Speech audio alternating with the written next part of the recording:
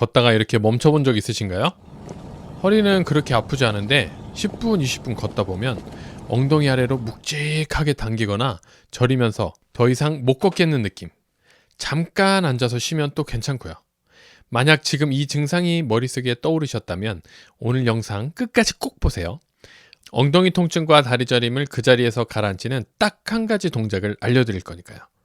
약도 아니고 장비도 아닙니다. 자세 하나로 나도 모르게 편해지는 그 감각이 분명히 있습니다. 오늘은 협착증 단계 중에서도 만성 악화기 이 단계에 있는 분들에게 드리는 영상이에요. 걷다가 다리가 당길 때 5초 만에 증상을 가라앉히는 자세, 그리고 이게 몸이 굳어서 잘 안 되는 분들을 위한 해법까지 오늘 영상 한 편에 다 담았습니다. 자, 그 한 가지 동작부터 바로 보실게요. 제가 10년 넘게 환자분들과 만나면서 가장 빠르게 도움이 되었던 동작입니다. 지금 이 영상 보시면서 한번 따라해 보세요. 일어서 주세요. 서 있을 때 우리 몸은 자연스럽게 허리가 뒤로 젖혀지는데 이게 척추관을 좁히는 자세입니다. 엄지손가락은 갈비뼈에, 나머지 손가락들은 골반에 대주세요. 그리고 엄지손가락과 이 손가락들이 가까워지는 느낌으로 움직여주세요. 이만큼 크게 움직이지 않고 살짝씩만 해볼게요. 손이 가까워지게 하나, 둘, 셋, 넷, 다섯. 힘 빼고 무릎이 살짝 부드러워지는 느낌이 나면 잘하고 계신 겁니다. 방금 그 짧은 순간에 엉덩이 쪽이 살짝 풀리는 느낌이 드신 분도 분명 계실 거예요. 그게 오늘 제가 말하는 그 감각입니다. 이 동작 하나 기억하세요. 걷다가 다리가 당기기 시작하면 멈추고 허리를 펴는 대신 이 자세로 5초.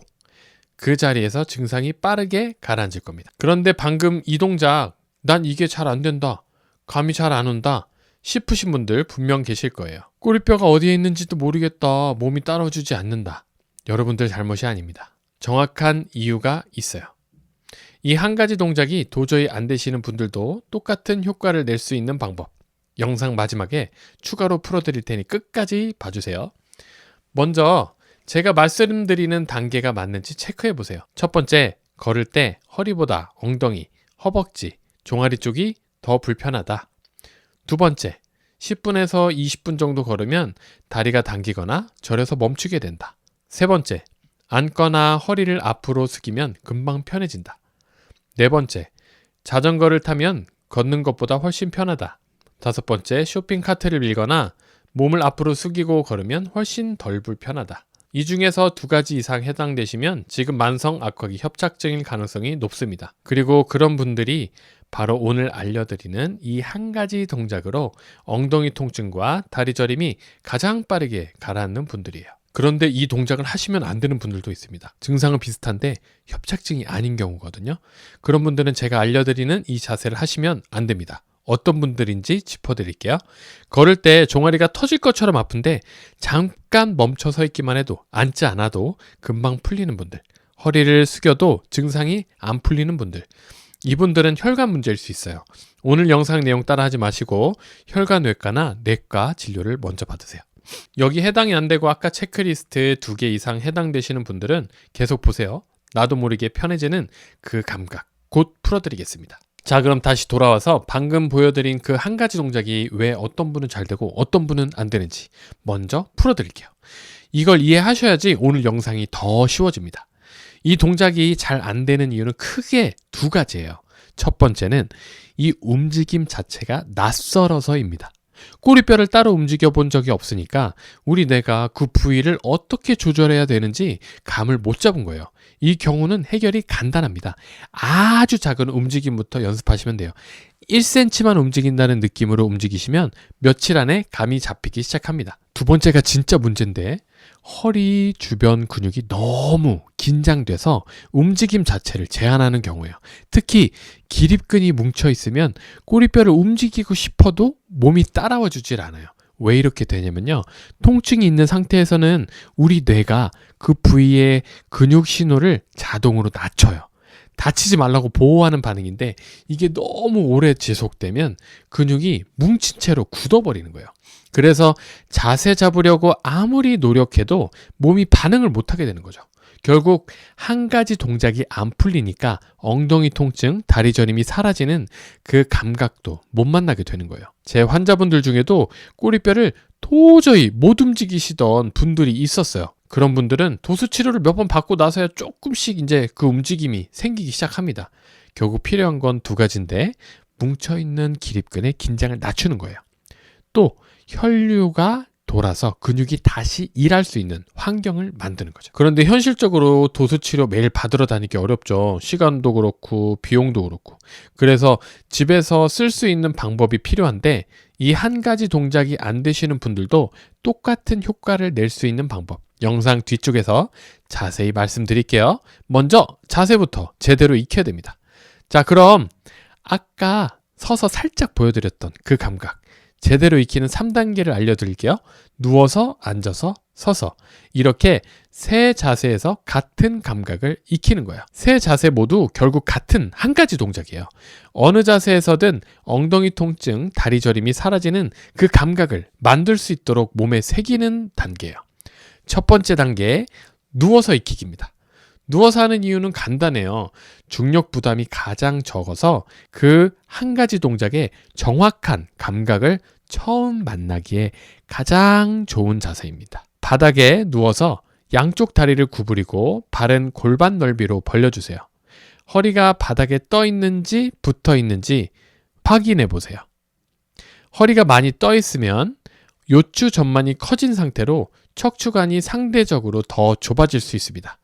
이걸 바닥에 붙여주는 게 핵심이에요. 해볼게요. 허리를 바닥에 붙여보세요. 하나, 둘, 셋, 넷, 다섯, 힘 빼고. 이때 배에 과하게 힘이 들어가거나 숨이 멈춰지거나 어깨가 올라가는 느낌이 있으면 보상 패턴이에요. 잘못하는 게 아니라 아직 이 움직임이 낯선 거예요. 방법 하나만 바꿔볼게요.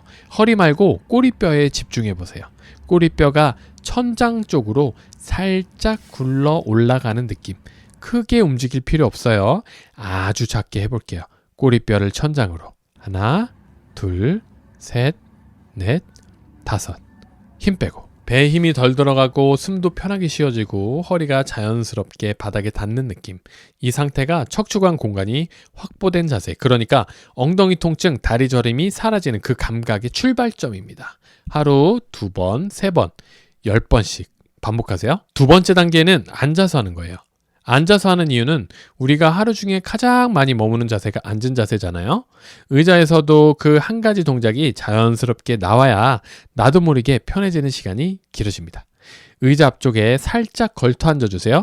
등받이에 기대지 말고 발은 바닥에 편하게. 이번에는 꼬리뼈를 의자 방향으로 살짝 집어넣는 느낌입니다. 하나, 둘, 셋, 넷, 다섯, 힘 빼고. 누워서 하던 감각이랑 똑같은 거예요. 오래 앉아 있을 때 이 자세를 한 번씩만 해줘도 척추관 공간을 지킬 수 있어요. 마지막 단계예요. 서서 하는 이유는 명확합니다. 걷다가 다리가 당길 때 그 자리에서 바로 써야 하는 자세이기 때문이죠. 이제 서서 아까 영상 초반에 보여드렸던 그 동작이에요. 손가락은 골반, 엄지는 갈비뼈에 두 손이 가까워지는 느낌으로 하나, 둘, 셋, 넷, 다섯. 초반보다 훨씬 감이 오실 겁니다. 왜냐하면 누워서 앉아서 같은 감각을 이미 익히셨잖아요. 이게 바로 한 가지 움직임을 세 가지 자세에 녹여서 익히는 방법이에요. 걷다가 다리가 당길 때 서서 바로 쓸 수 있는 이유가 여기 있죠. 자, 여기까지 따라 해보신 분들 중에 난 이게 여전히 안 된다 하시는 분들 계실 거예요. 아까 말씀드린 두 번째 경우, 기립근이 너무 뭉쳐서 그 한 가지 동작이 도저히 나오지 않는 분들이죠. 이런 분들에게 제가 솔직하게 말씀드릴게요. 자세 연습만으로는 한계가 있습니다. 동작이 나오려면 근육이 먼저 풀려야 되는데 이미 굳어버린 기립근을 꼬리뼈 굴려보세요 같은 의식적 노력만으로는 잘 안 풀리죠. 마음은 움직이고 싶은데 몸이 안 따라오는 상태인 거예요. 그래서 이 단계에서는 외부에서 근육을 풀어주는 자극이 반드시 필요합니다. 도수치료가 그래서 효과가 있는 거예요. 그런데 도수치료는 매일 받으러 다니기가 어렵잖아요. 일주일에 한 번, 2번 받고 오시면 다음 치료 받기 전에 이미 다시 굳어 있어요. 그래서 회복이 더디게 가죠. 그럼 어떻게 될까요? 집에서 매일매일 도수치료에서 풀어주는 그 자극과 비슷한 효과를 낼 수 있는 도구가 있어야죠. 그래야 매일 근육이 풀린 상태가 유지되고 그 위에서 오늘 알려드린 한 가지 동작이 나오기 시작하고 그래야 엉덩이 통증, 다리 저림이 진짜로 가라앉기 시작합니다. 그래서 저한테 환자분들이 많이 물어보세요. 병원 오는 날 말고 집에서 간편하게 할 수 있는 방법이 있냐? 그런 방법 없냐? 이렇게 많이 물어보시거든요.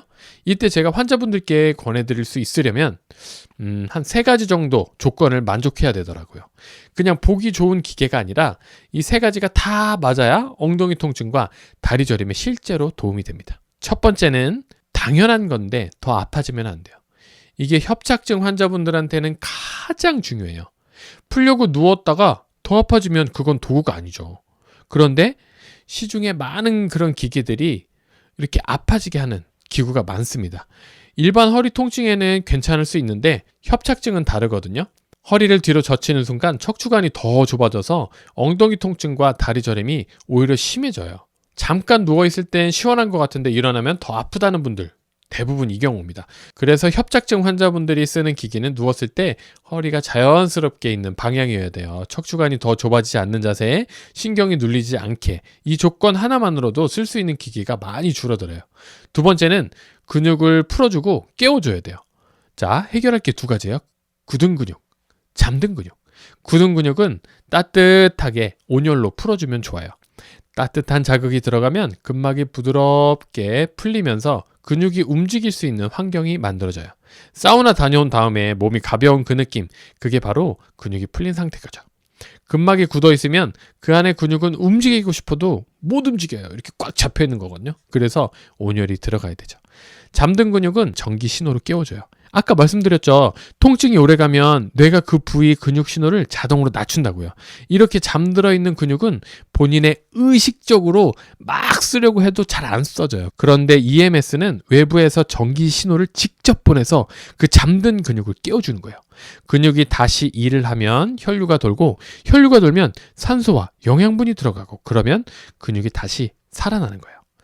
이 2가지가 같이 가야 돼요. 풀기만 하면 근육은 여전히 잠들어 있고 깨우기만 하면 굳은 근막이 막아서 효과가 안 나요. 풀어주고 깨워주고 풀어주고 깨워주고 2개가 같이 작동해야 비로소 그 한 가지 동작이 나올 수 있는 몸 상태가 만들어지는 거예요.